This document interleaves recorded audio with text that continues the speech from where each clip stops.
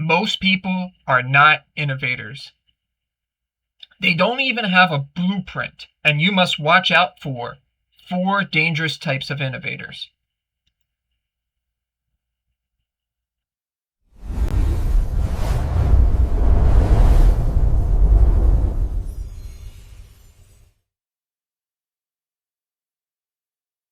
My VIP cohort, ready to lend an ear. Most people who call themselves innovators are lying to themselves, and they don't even know it. There are 4 types of people, or of innovators, that are pretty dangerous to have around. The purple lensers, the PDCA people, the proud credentialists, and the green grassers. I'm going to go and show you which one you are and how to get out of it. This is the innovator's blueprint. And by the end of this, you're going to have a 6-stage engine with 5 guardrails that actually protect your work. Let's go.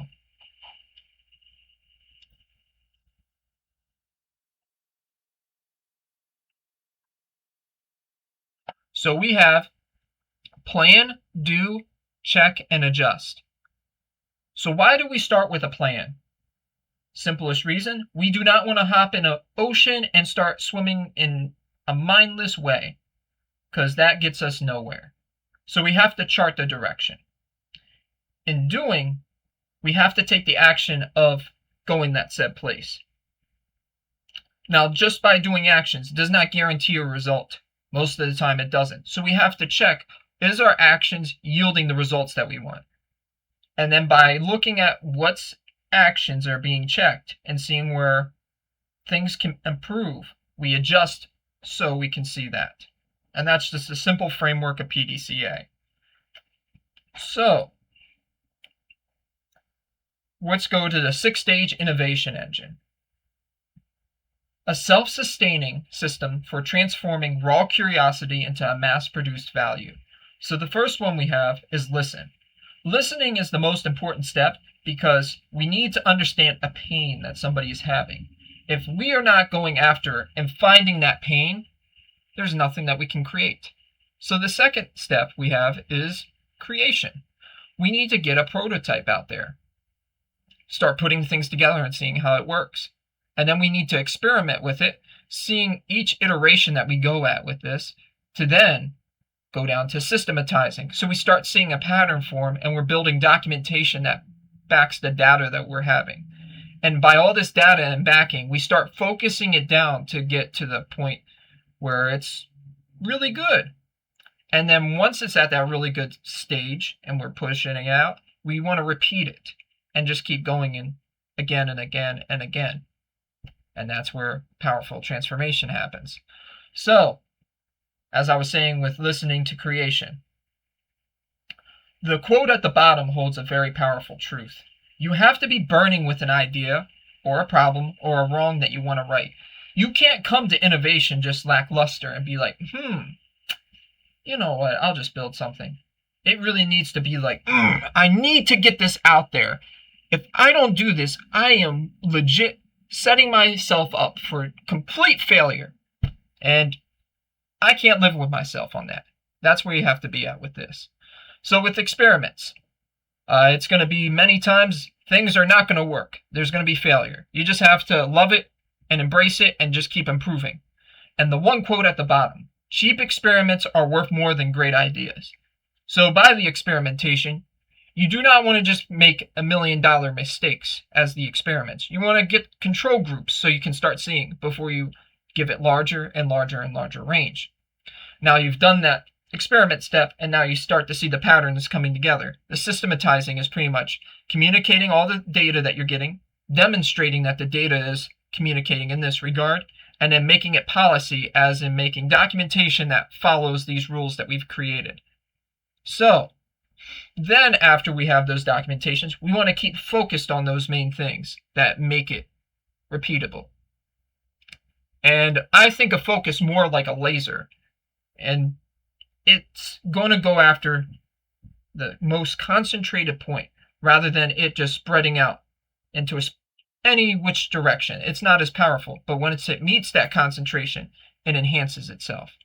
And then we have the repeat step here. And the coolest part about repeat is that it actually shows more of an iterative cycle of how the thing gets developed. So you have ideas proposed, community input, projects and prototypes, small production run, and mass production. You don't just go from ideas proposed to mass production. That's a big That's like a big failure. That's like taking a car from first gear to fifth gear without going through the other gears. It's going to stall out and give out, and you're going to have a bad day. So now this is the time that we must identify, because I said we'll identify your failing innovator. And maybe one of these resonate with you. The green grassers, idea junkies, focused on the next, and instead of actually working in their chosen area. So it's me wanting to do 1,000 ideas, and I'm not putting the effort needed to make that one idea work. The second one is the purple lensers. They'll just make excuses as to why something won't work. So instead of them going after and seeing what the data will do, they just want to avoid that step and just say, no, this, that, the other thing. I found this thing on YouTube. That won't work because they didn't have that same result. Rather than you just saying, if there's something there, let's investigate it. Then we have the PDCA. Plan, do, check, and criticize. Focused on blame and victimhood.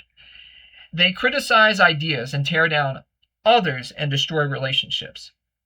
So we're blaming and putting victimhood rather than empowering an idea hood.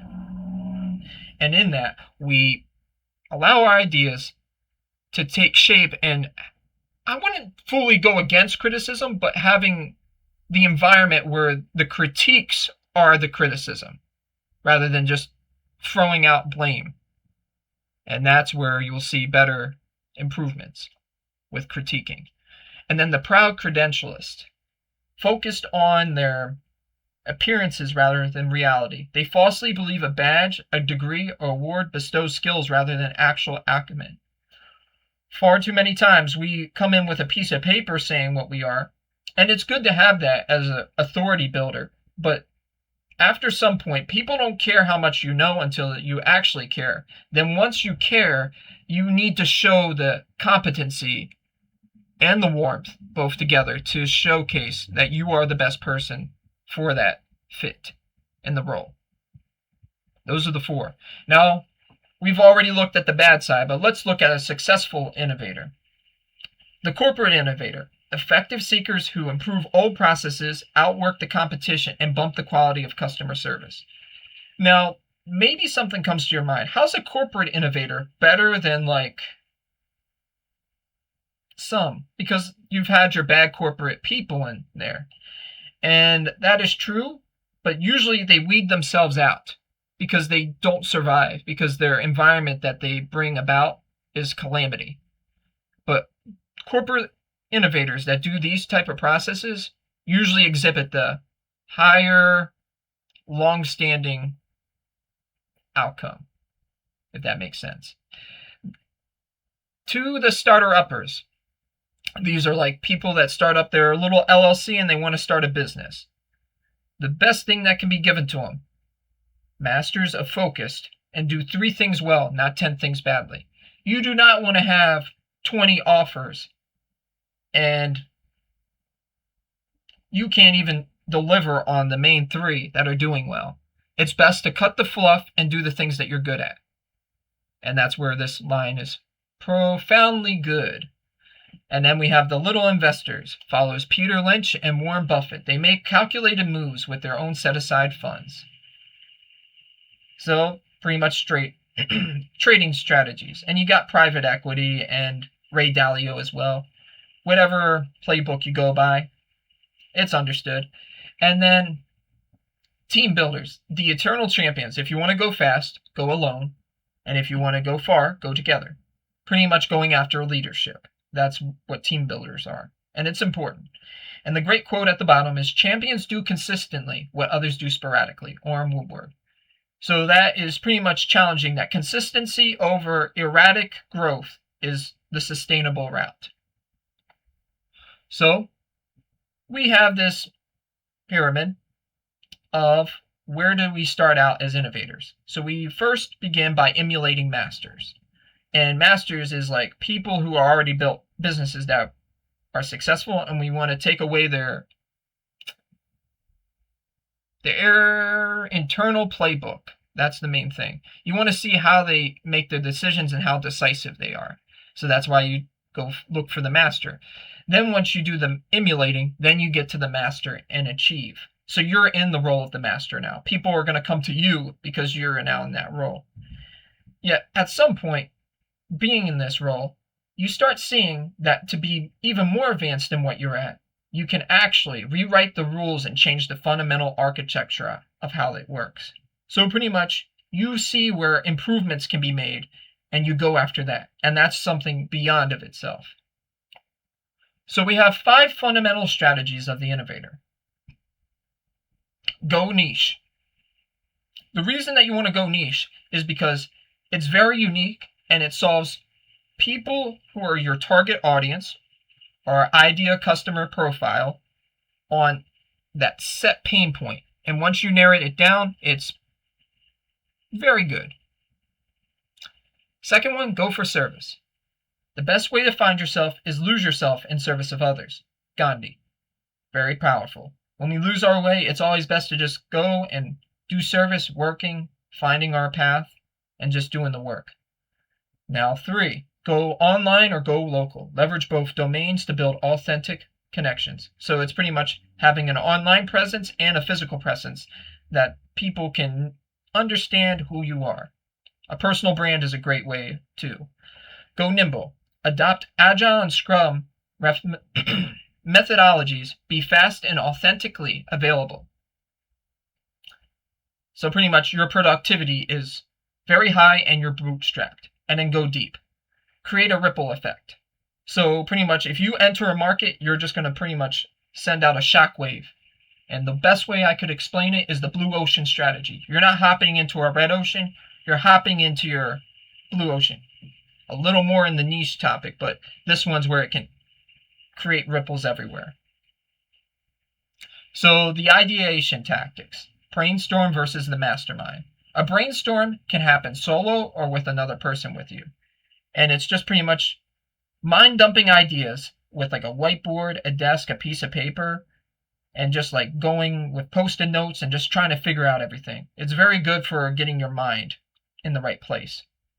Now, one thing we can do now is that our mind is just by ourselves. When we enter a mastermind, we have many great minds that can contribute and spitball ideas, and let idea find itself or destroy itself because of all the critiques being made to make it the best possible thing it can be.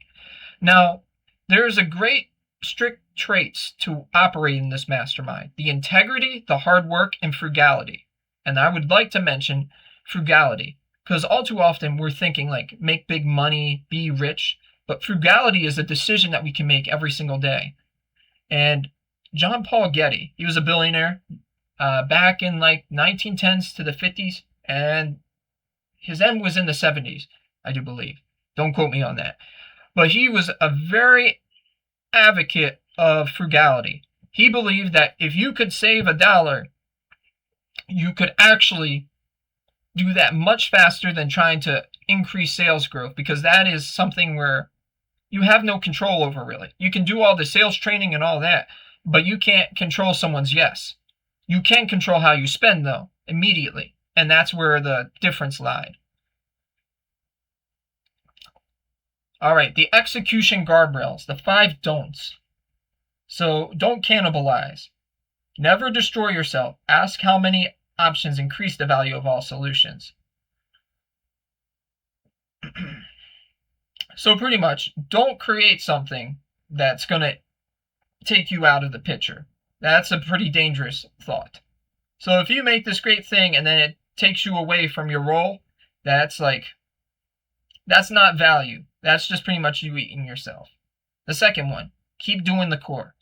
There are set things that actually increase the business. The rocks, as Stephen R. Covey would say in the 7 Highly Effective Habits. doing the rocks is what's going to keep you from getting those results that you want. And in the regard, you can't let this one word, multitasking, take it in. Multitasking keeps diverting your attention to all this busy work. It's not getting you to the point of work that's going to enhance your life. So you have to push that away and just go for the improvement. Don't institutionalize. Stay true to the purpose that made you great. Disconnected board of directors kill innovation. Make decisions without 10 years of regret. I would honestly say, don't allow the institutionalization not to happen if you are looking to leave the company. And it would be better to put it in its hands. But in the founder's sense, you need to keep institutionalization out of the picture, because that's where innovation thrives. But once you get those set systems already in place, then it might be best to move it into there. But that's a decision that you have to make, and it's kind of like a blender. You're putting things in, and you got to see which is the best outcome. Number 4, don't over-professionalize. So having 10 departments with like 200 more people because you're expecting 5 years of growth, rather than having 3 departments with like 10 extra people and it does 2 years of that growth because of how you hired and did it right. That's where professionalization is done correctly with the 3 people and the 10. When you go over and beyond that, you might just be filling too many roles, and then it can over dilute the system, and that can eat you alive. So take it with a grain of salt and don't politicize. Pretty much it's self-explanatory. You do not want to be like, I'm Republican, you're Democrat, we can't get along, da da da. No, that's not the case. Innovation thrives on minds going after something that can improve everyone's lives. You don't want politics to be making a divide. We need to be unified in our approach. So, number 5 on the strategies, we had the ripple effect. So let's go a little deeper on this ripple effect. The deep innovation cannot be sustained alone. The ultimate goal of a team, the builder, is to drop a stone that disrupts the status quo far beyond the immediate reach. I alone cannot change the world, but I can cast a stone across the water to create many ripples. Mother Teresa. And that's where we need to look at. So, we're about to be wrapping up on this slide show.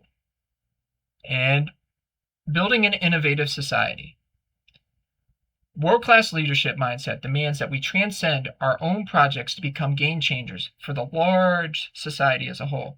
This requires 3 structural pillars. 1, exemplify. Model the PDCA innovation engine in your own life. So pretty much implement it. See how it goes. 2, challenge. Push boundaries of conventional wisdom in your community. All too often, conventional wisdom takes away from the greater work that we can contribute to society. And I'm a challenger of doctrine. And then 3, incentivize. Reward behaviors that lead to sustainable, systematic improvement. And I would say, go for profits over perks. Some perks are necessary, like a work vehicle for a contracting thing. Contracting company. And what wouldn't work is if you need a Gulf Stream and you're only making $1 million per year. That's where perks do not align. It's far better to just give them a profit bonus and go from there. That's why profit over perks. Yet, a travel package may be necessary if you're moving HQs. So use your best discretion. So, you see this PowerPoint, and this is your final note. Are you going to allow yourself to just be going into the 9-to-5 cycle, just keep doing what you're doing, and never want to create something empowering to you and to many other lives with a legacy? So, innovation is power. It's time to innovate or die. And I leave you with these blueprints, not as a friend, but as a person that knows the pain of not having the things you need. So go for it. Become the innovator you're meant to be, and become the VIP you're meant to be. Deuces.